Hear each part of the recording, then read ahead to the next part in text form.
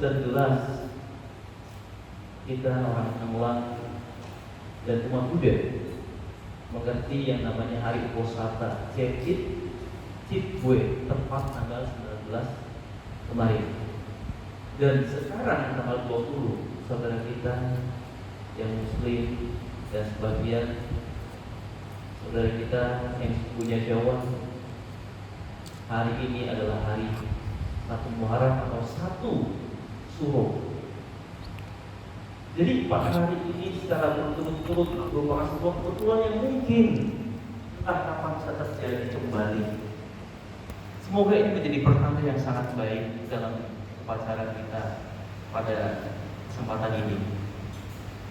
Ibu, bapak, dan saudara, berbicara mengenai bulan bana, kita akan membuka sebuah kitab yang bernama Ilan Benci, Ulang Bana Patra Sutra, yang mengisahkan seorang Arya, seorang biku Arya Arahat yang bernama Moga Mujende Mahamogalana, yang menceritakan beliau menyelamatkan orang yang paling cintai, yang dikasihi, yaitu ibundanya sendiri yang terlahir di alam beta.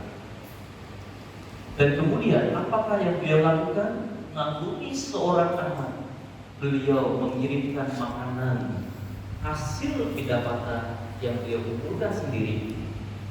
Begitu makanan hasil pendapatan ini dipersembahkan kepada ibundanya, namun apa yang terjadi? Nasi dan lauk pauk yang diberikan langsung berubah menjadi makanan yang sangat panas dan menjadi abu, sehingga tidak bisa untuk dimakan. Singkat cerita, beliau memohon pertolongan kepada Setyamuni, pada Guru Agung Buddha Gautama. Sejun, kata gata, apakah yang harus aku lakukan untuk menolong ibunda yang terlahir dalam beta? Kemudian Buddha mengatakan kepada Mogalana agar membuat sebuah kebajikan Sokumte atau Sokumte, yang kemudian kebajikan ini dipersembahkan kepada Sangga. Dan kemudian setelah Sangga menerima persembahan itu, Sangga mengucapkan syair pelimpahan jasa sebagai ungkapan syukur atas kebajikan yang dilakukan oleh Mahamogalana. Dan kemudian sang ibunda yang saat itu juga hadir dalam pelimpahan jasa tersebut turut berbahagia atas kebajikan yang dilakukan oleh sang anak ini.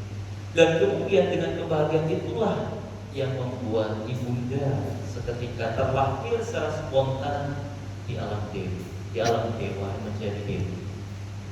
Ibu bapak dan saudara sekalian, terkadang kita tidak habis berpikir, kok bisa hanya dengan pelimpahan jasa orang tua kita yang lahir dalam peta, kemudian seketika itu terlahir kembali di alam yang lebih baik. Bagaimana caranya? Kalau gitu Anda yang masih hidup saat ini banyak-banyak berbuat jahat, dan kemudian pesan-pesan dengan baik sama anak, kalau saya meninggal jangan lupa lakukan pelimpahan jasa. Tidak semudah itu, ibu bapak. Kalau kita lihat kisah tadi barusan, ada syarat yang harus dipenuhi. Pertama, yang meninggal terlahir di alam peta, ada 4 jenis peta, hanya satu yang mampu menerima pelimpahan jasa, yaitu para Datuk Cibika Peta. Kalau bahasa Indonesianya bisa dikatakan alam antum lapar, sehingga kita ini mempersembahkan makanan untuk beliau-beliau yang lapar, yang perlu makan, yang kita persembahkan saat ini. Dan kemudian yang kedua, harus ada kebajikan yang dilakukan oleh keluarga yang ditinggalkan. Seperti sekarang ibu bapak 4 hari datang ke sini, ada yang tahu 4 hari? Ada 2 orang, ya, Bapak Singsing dan juga istrinya Ibu Pintu. Tepuk tangan untuk beliau.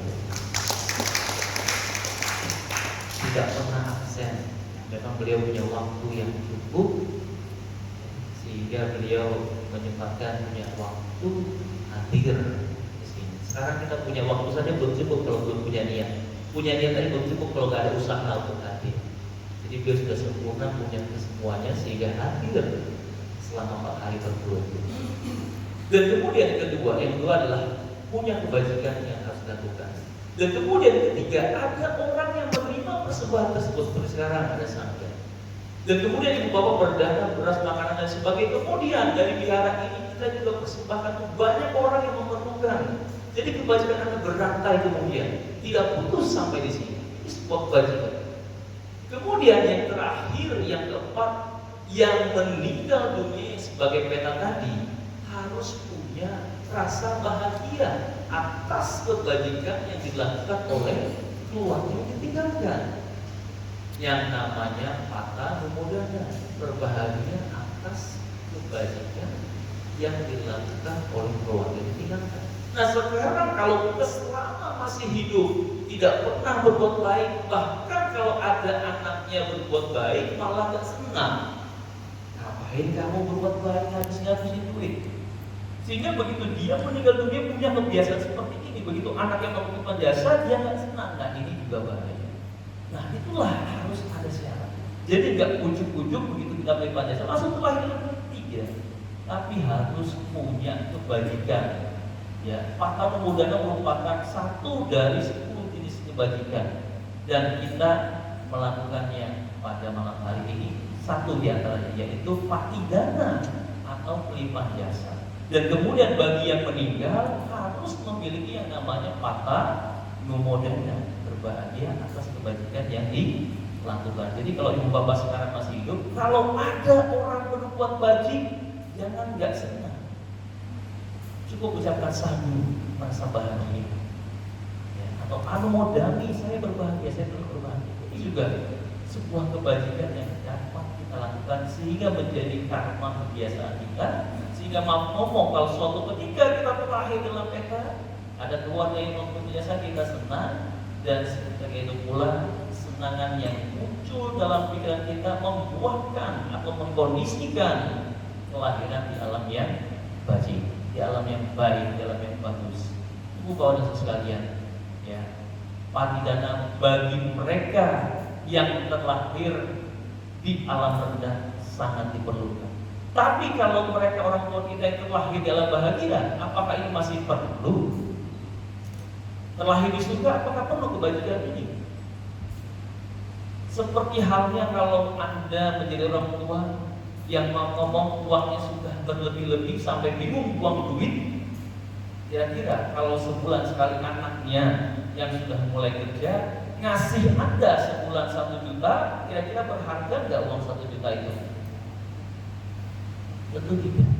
Namun ada rasa bahagia. Kenapa? Karena melihat anaknya sudah mulai bisa membalas jasa. Dan kemudian kalau Anda mau makan saja susah, harus dengan uluran anak orang lain. Kira-kira sebulan sekali anak kasih cekil, berasa nggak? Berasa nggak? Nah kalau orang tua kita yang terlahir dalam dan ini sangat diperlukan. Kalau orang tua kita yang telah dalam bahagia, tentu kebajikan ini akan menjadi milik kita sendiri, yang disebut sebagai patidana.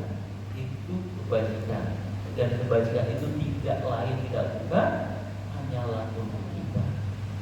Dan selebihnya setelah kita melakukan patidana ini, kita juga bersukacita dengan mengharapkan semoga dari kebajikan ini mengkondisikan kebahagiaan bagi semua makhluk. Tidak ada keserakahan di sini. Inilah itu bahwa pentingnya kita melakukan bulan bana. Walaupun setahun sekali setidaknya ada momen upacara yang sangat besar yang didukung oleh begitu banyak orang, yang dilakukan oleh banyak anggota sangga. Ini merupakan kebajikan yang jarang-jarang terjadi. Walaupun patidana bisa dilakukan kapan saja, namun momen seperti ini hanyalah terjadi setahun sekali. Semoga apa yang disampaikan ini bermanfaat bagi Anda. Bagi yang masih hidup, semoga memperoleh kesehatan, kebahagiaan, dan kesejahteraan. Bagi mereka yang telah tiada, semoga terlahirlah di alam yang bahagia. Selamat malam, namo saya Budaya, namo Budaya. Terima kasih.